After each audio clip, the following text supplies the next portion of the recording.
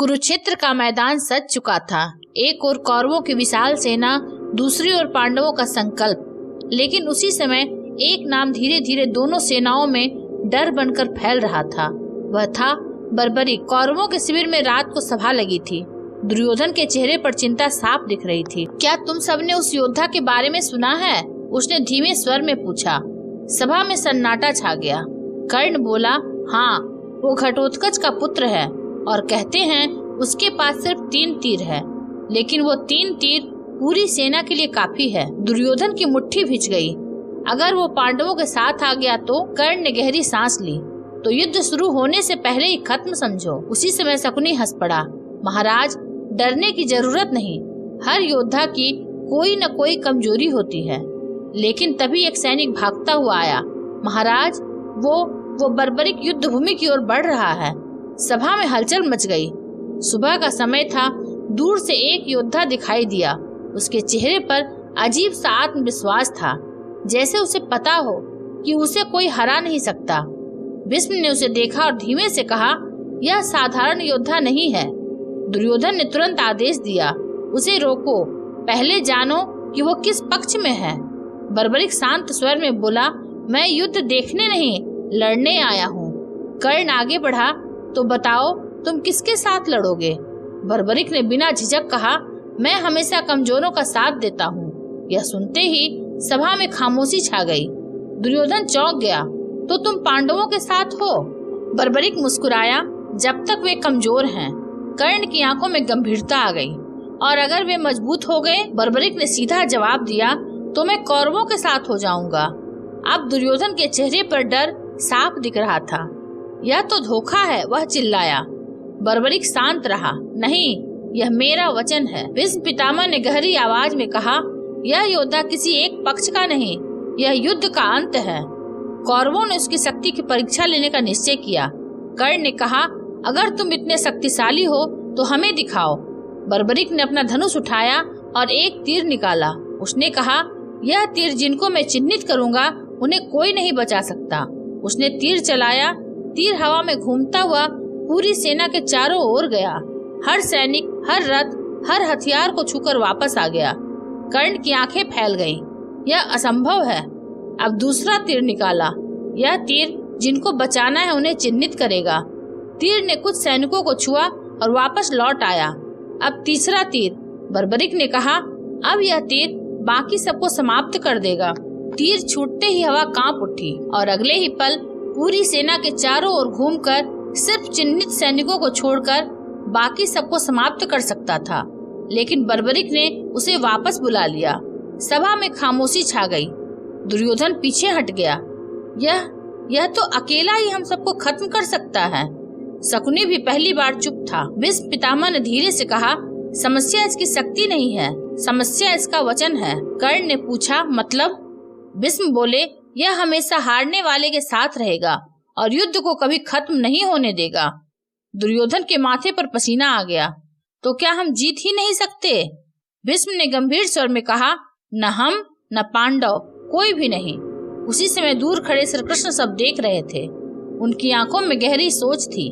अगर यह योद्धा युद्ध में उतरा तो धर्म और अधर्म का फैसला कभी नहीं हो पाएगा। कौरवों को अब समझ आ चुका था, यह योद्धा उनका दुश्मन नहीं बल्कि पूरे युद्ध के लिए खतरा है। दुर्योधन ने धीरे से कहा, हमें इससे लड़ना नहीं, इसे रोकना होगा। और यहीं से शुरू हुआ वह निर्णय जिसने महाभारत की दिशा ही बदल दी। अंत में सच यही था, कौरव बर्बरीक से इसलिए डरते थे क्योंकि वह उन्हें हरा सकता था, नहीं, वह पूरे युद्ध को ही खत्म कर सकता था। रात का तीसरा पहर था। कौरव शिविर में सब सो रहे थे, लेकिन एक तंबू में अब भी दीपक जल रहा था। वह तंबू था दुर्योधन का। वह अकेला बैठा था। सामने युद्ध का नक्शा, लेकिन नजर कहीं और। अगर बर्बरीक सच में मैदान में उतरा तो मैं राजा नहीं, बस एक नाम बनकर रह जाऊंगा। तभी परछाई हिली। अंधेरे से अश्वत्थामा बाहर आया। महाराज, आप सही सोच रहे हैं। दुर्योधन चौंका। तुम यहाँ इस समय? अश्वत्थामा बोला, क्योंकि यह युद्ध तलवार से नहीं, बुद्धि से जीता जाएगा। अगले ही पल दोनों बर्बरीक के शिविर की ओर बढ़े। बर्बरीक अकेला बैठा था, आंखें बंद, जैसे किसी गहरी सोच में हो। अचानक उसने बिना देखे कहा, छिपकर आने की जरूरत नहीं, सामने आ जाइए। दुर्योधन और अश्वत्थामा रुक गए। तुम्हें पता था हम आएंगे? बर्बरिक मुस्कुराया। युद्ध से पहले डर खुद चलकर आता है। दुर्योधन सीधे मुद्दे पर आया।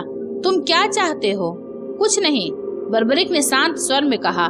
तो फिर हमारे खिलाफ क्यों खड़े हो? बर्बरिक ने आंखें खोली।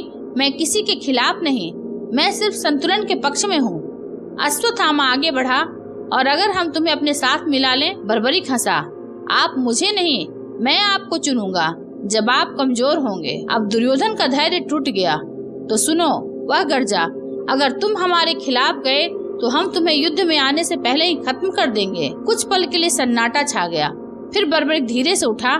उसने अपना धनुष उठाया लेकिन तीर नहीं निकाला। सिर्फ बोला, मुझे मारने के लिए पहले खुद को बचाना सीखो। अचानक दुर्योधन को अपने गले पर ठंडी हवा का एहसास हुआ। उसने नीचे देखा, एक अदृश्य निशान, जैसे कोई तीर पहले उसे छू चुका हो। अश्वत्थामा पीछे हट गया। यह कैसे संभव है? बर्बरिक ने बिना देखे कहा, मैंने अभी तक तीर छोड़ा भी नहीं और तुम दोनों पहले ही मर चुके हो। दुर्योधन के माथे पर पसीना आ गया।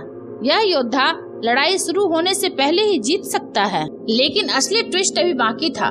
बर्बरिक ने धीरे से कहा, तुम मुझसे डरते क्यों हो, जानते हो? दुर्योधन चुप रहा। बर्बरिक बोला, क्योंकि मैं तुम्हारा अंत नहीं हूँ, मैं तुम्हारा सच हूँ। अश्वत्थामा ने भौहें सिकोड़ी। क्या मतलब? बर्बरिक की आवाज गहरी हो गई। तुम युद्ध इसलिए लड़ रहे हो क्योंकि तुम्हें लगता है तुम सही हो, लेकिन मैं तुम्हें हर बार दिखाऊंगा कि तुम हार रहे हो, और जब तुम जीतने लगोगे मैं तुम्हारे खिलाफ खड़ा हो जाऊंगा। दुर्योधन अब समझ चुका था, यह योद्धा शरीर से नहीं मनोबल से लड़ता है।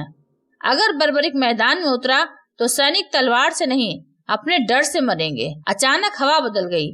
पीछे से एक आवाज आई, बस यही कारण है कि इसे युद्ध से दूर रखना होगा। तीनों ने पीछे मुड़कर देखा। वहाँ खड़े थे श्री कृष्ण।